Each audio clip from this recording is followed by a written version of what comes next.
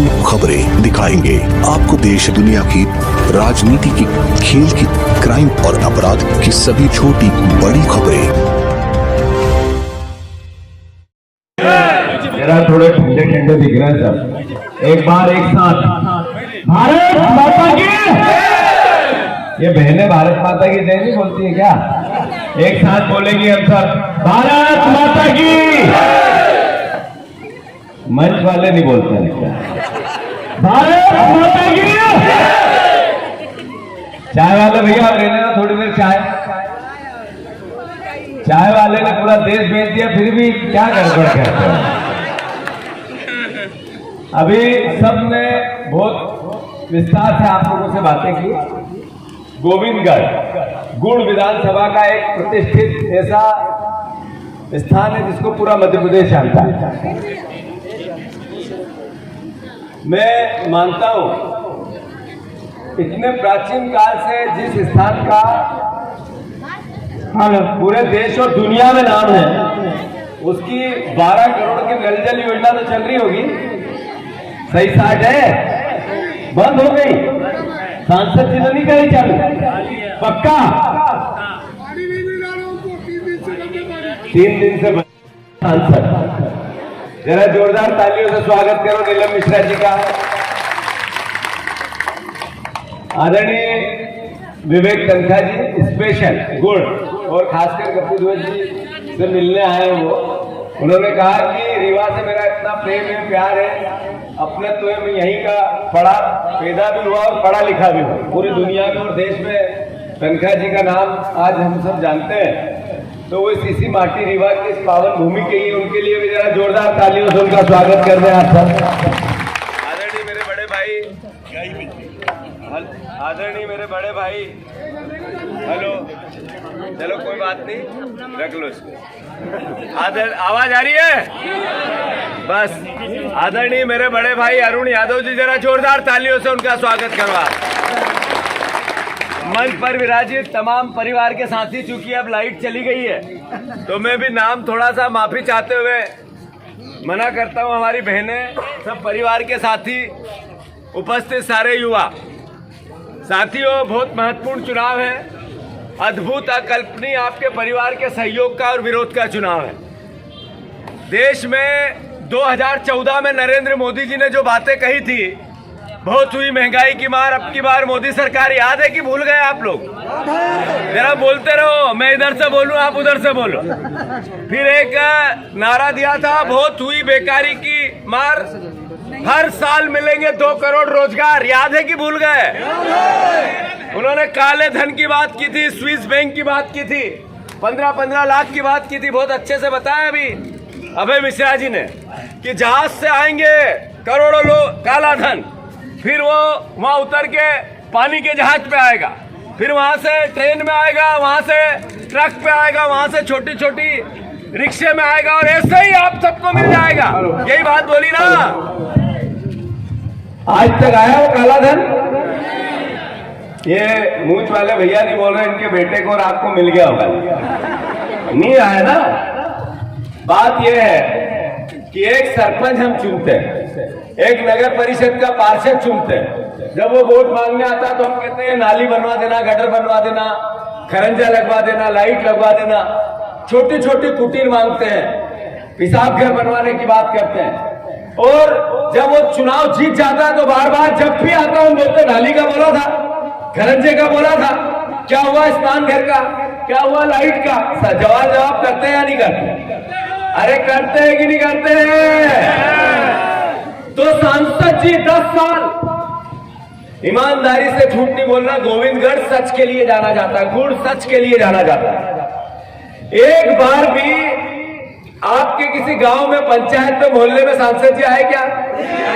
जिसके मोहल्ले में आए हाथ ऊंचा करो। चलो सांसद होते हैं, बहुत बड़ा पद होता है, बार बार जगह जगह जा नहीं सकते, कोई सरपंच है क्या? तो आप लोगों के बीच में आए। सरपंच का काम है हर घर जाने का, सांसद नहीं जा सकता। पर आपके कोई मौत मैयत हो गई होगी गांव में, तब तो आए ही होंगे, नहीं आए? शादी ब्याह में तो खाने आए ही होंगे, वो भी नहीं आए। अच्छा कोई बात नहीं, व्यवस्था रहती है, नहीं भी आ सकते हैं। तो विधायक निधि से, सांसद निधि से जनप्रतिनिधि काम कराते हैं। उन्होंने आपके मोहल्ले में कुछ तो कराया होगा।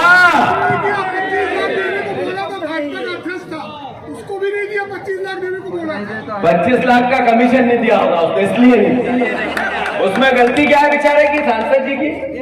अगर बीजेपी का नगर परिषद का अध्यक्ष था, 25 लाख का बोला था, कमीशन का सही सेटिंग नहीं हुआ तो नहीं दिया, इसमें बुरा क्या है? सही है कि गलत? बोल के बताओ यार, नहीं तो मैं डर जाऊंगा कि समझ में नहीं आ रही बात ऐसी है, एक सांसद 10 साल बहुत बड़ी भावना होती है। पूरे रीवा जिले में एक काम ऐसा जो सांसद के नाम से जाना जाए, जो गुड़ विधानसभा में एक काम ऐसा जो सांसद ने कुछ करवाया हो, एक भी नहीं मिलता है। सुबह से एक ही शिकायत कि सांसद से बड़ा निष्क्रिय व्यक्ति कोई नहीं है। तो आप निष्क्रिय को चुनोगे कि सक्रिय को? तो उसके लिए अभय मिश्रा जी, नीलम मिश्रा जी, जरा बजाओ ताली जोरदार एक बार। साथियों, नरेंद्र मोदी जी ने 14 में जो बोला एक काम नहीं किया, जो बोला झूठ बोला। अभी 23 बना जी कह रहे थे कि आपने 23 के चुनाव में बहनों को 3000 की बात की थी, 1000 है। शिवराज जी बड़े बड़े पांडाल लगाते थे, ऐसा माइक रखते थे, बड़ा एक सामने भी रैंप बनाते थे और फिर चलते हुए कहते थे बहना चिंता मत करना, अभी मेरे पास 1000 है, चुनाव बाद 3 दूंगा। आ रहे होंगे आपके खातों में 3000 आ रहे हैं? अरे भाभी 3000 आ रहे हैं क्या? पर 1000 तो आ रहे होंगे आपके खातों में। हाथ ऊंचे करो, किसके किसके आ रहे हैं? हाँ, और किसके करो, झूठ नहीं बोलना, करो किसके किसके आ रहे हैं? कांग्रेस पार्टी ने निर्णय लिया है, कांग्रेस पार्टी ने भाभी निर्णय लिया है पंजे ने कि आर्थिक महिला हमारी बहन को आत्मनिर्भर बनाना है। पुरुषों से पैसे मांग मांग के थक जाती है और जो रहते हैं वो भी समय आने पर देना पड़ते हैं। अभी नोटबंदी हुई, सारा माल निकल गया, छोटा मोटा जो था। सही है कि गलत? 8500 रुपया पर बहन के खाते में, सबके खाते में, एक घर से एक 8500, एक साल में 1 लाख रुपया। कांग्रेस पार्टी, अभय मिश्रा जी, नीलम भाभी जैसे ही सांसद बनी आपके खातों में आने लग जाएंगे। याद रखना, आप भी याद रखना, आपकी पत्नियों के खातों में भी आएंगे 8500 पर महीना। कितने बच्चे युवा हैं, ये जो रीवा नगरी है, रीवा शहर है, रीवा लोकसभा है, यहाँ पढ़े लिखे के लिए अलग अलग जिले में और प्रदेश से बाहर प्रदेश में भी कई बच्चे जाते हैं, इंदौर में भी जाते हैं, भोपाल जाते हैं, अहमदाबाद, इलाहाबाद जाते हैं, अलग अलग जगहों पे जाते हैं। ग्रेजुएशन हो गया, नौकरी नहीं मिली, नौकरी के लिए भटकते रहते हैं, कहीं इसकी पहुंच, कहीं इसका सहारा, कहीं किसके पास, कहीं किसके पास। कांग्रेस पार्टी ने दूसरी गारंटी दी है 5 न्याय के साथ, 1 लाख रुपया एक साल में, 8500 रुपया पर युवा जिसने ग्रेजुएशन कर लिया, सबके खाते में पंजा डालेगा। ये ध्यान रख लेना। किसान कौन केसीसी लोन लेता है? जरा हाथ ऊंचे करो। केसीसी लोन सब लेते हैं। केसीसी लोन हम भी लेते हैं, मेरे भी पिताजी खेती करते हैं, हम भी लेते हैं, हर साल लेते हैं, फिर पलटा मारते हैं, फिर भरते हैं, क्योंकि सही समय पे भर दो तो ब्याज कम लगता है। इस तरह की जिनके केसीसी लोन है, हर किसान उसको 2 लाख रुपए तक के किसान क्रेडिट लोन केंद्र की सरकार, पंजे की सरकार माफ करेगी। घर घर ये खबर किसानों के पास पहुंचा। कांग्रेस पार्टी ने निर्णय लिया 3000 रुपए गेहूं का दाम कौन कौन चाहते हैं? हाथ ऊंचे करो। 3000 रुपया गेहूं का दाम। जैसे ही कांग्रेस की सरकार बनी, मिनिमम सपोर्ट प्राइस हमने पहले भी अधिकार दिए, सूचना का अधिकार दिया, भोजन का अधिकार दिया, शिक्षा का अधिकार दिया, वन अधिकार अधिनियम दिया, भूमि अधिग्रहण अधिनियम दिया। अब हम एक क्रांतिकारी कदम, जिसमें किसानों को पहले पता हो कि मेरी फसल का दाम क्या होगा, तब मैं मार्केट में पता हो बोलने से पहले, लगाने से पहले, कि मुझे इतनी इनकम कम से कम होगी। Minimum support price Congress party लाएगी, इसकी गारंटी राहुल गांधी जी ने दी। मैं इतना ही कहना चाहता हूं, लंबा नहीं बोलना चाहता। पर जब शिवराज जी आए, बीजेपी के लोग आए, तो उन्होंने जब 3100 के धान के दाम की बात की, 2700 के गेहूं की बात की, तो फिर देना चाहिए या नहीं देना चाहिए? और देने के पहले वोट कैसे? कल नरेंद्र मोदी जी आए थे दमोह में, बड़ा बड़ा भाषण दे रहे थे, बड़ी बड़ी बातें कर रहे थे, पर उनके मुंह से एक बार भी नहीं निकला बेरोजगारी, एक बार भी नहीं निकला महंगाई, एक बार भी नहीं निकला करप्शन, एक बार भी नहीं निकला कालाधन। 15 15 लाख बोल ही नहीं पाते, अब नई बातें कर। कहते हैं सन 47 में 1947 में देश आजाद हुआ और 2047 में मैं विश्व में नंबर 1 लेके आऊंगा देश को। अरे 2047 में प्रधानमंत्री जी हो जाएंगे 107 साल के, जब लेके आएंगे वो अभी नहीं लेके आएंगे, उसके वोट आज क्यों? ये न्याय है? ये गलत बात है कि नहीं है? देश का प्रधानमंत्री गुमराह करता है। मैं आप सबसे अनुरोध करना चाहता हूं, बातें बहुत है कि नहीं, पर इतना है कि इस देश के 75 साल के इस महापर्व पर, जिसको अमृत काल प्रधानमंत्री जी कहते हैं, बीजेपी के लोग कहते हैं, ये कहते हैं विकसित देश, विकास की यात्रा, विकास का संकल्प, भाषण देते हैं। ये विकास घरों में क्यों नहीं पहुंचा?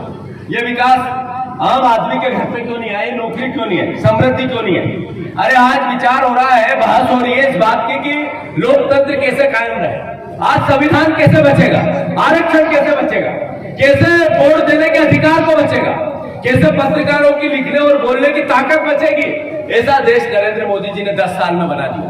क्या कारण है कि इस देश के 70% लोग ये कहने लग गए कि इस देश में क्या अगला चुनाव होगा कि नहीं होगा? ये देश के लोकतंत्र के 75 साल में हो रहा है। ऐसा प्रधानमंत्री ने देश बना के दिया भारतवर्ष। अगर ये भावना बनी है देश के आम नागरिक की, अभी बोल रहे थे कोई रशिया जैसा देश, हमारे कपिल ध्वज बोल रहे थे चाइना जैसा देश, फ्रांस जैसा देश, ये क्यों भावना मन में बनी? अगर आपके वोट को, मत को ताकतवर बनाना है, उसको जिंदा रखना है, तो इस बार कांग्रेस पार्टी की आप सबको सरकार बनानी है। सांसद बच्चे का बनाओ। रीवा विधानसभा में जैसी क्रांति आती है, हमेशा विचारों की, हमेशा बदलाव की, हमेशा लोकतंत्र की रक्षा की, हमेशा 3 कदम आगे बढ़कर अगर कहीं चुनौती देते हैं किसी भी एक ताकतवर व्यवस्था को, तो वो रीवा परिवार के वो साथीगण है। मैं इस बार आप सबसे अंत में आग्रह करना चाहता हूं, ये चुनाव लोकतंत्र को बचाने का है। मैं एक नारा लगाऊंगा, पहले जो कांग्रेस का मुख्य नारा था, जरा मंच के लोगों को भी लगाना है, इंडिया गठबंधन के लोगों को भी लगाना है। जात पे ना पात पे मोहर लगेगी, ये नारा अंतर्मन में होना चाहिए और इसकी आवाज, इसकी गूंज घर घर में जानी चाहिए। जात पे ना पात पे मोहर लगेगी। धन्यवाद।